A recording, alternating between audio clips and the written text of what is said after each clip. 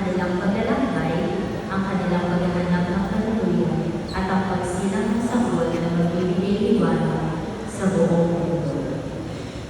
Halina sama-sama natin tunghayan ang presentasyon ng mga kabataan ay Santa Rosa de Lima para sa panunuluyan taong 2025.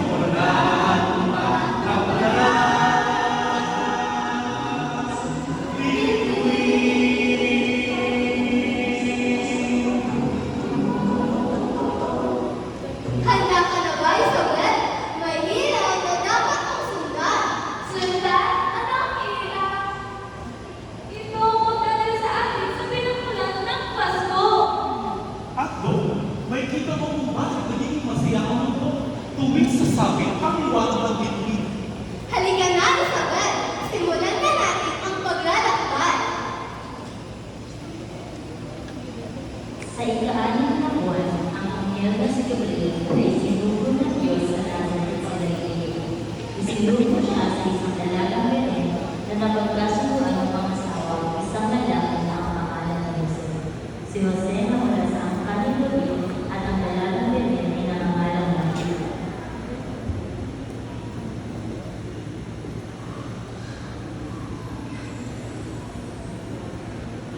Huwag kang matakot, Maria. Sumasayo ang Diyos. Ika'y magsisilang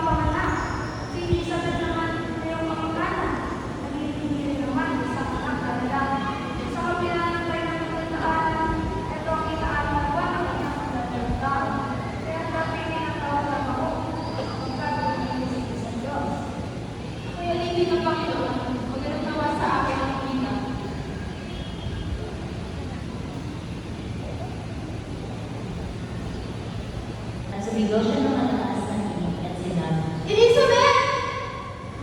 Elizabeth! Ikaw ay nagpala sa babae na pinagpala ng mga Panginoon pinanalasanan. Sino ang mapapanalawin ng ina ng aking Panginoon?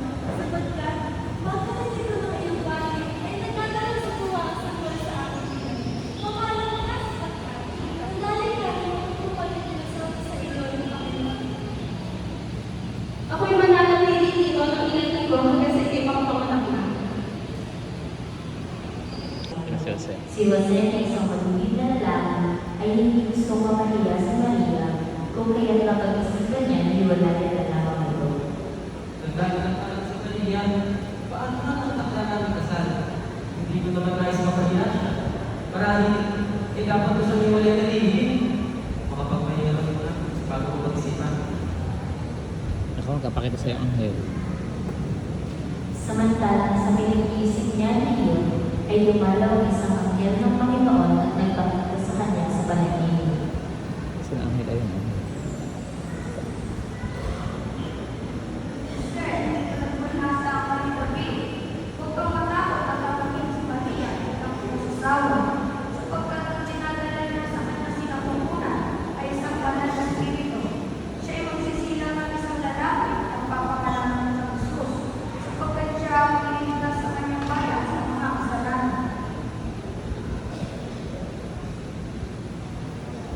Panaginip si Jose.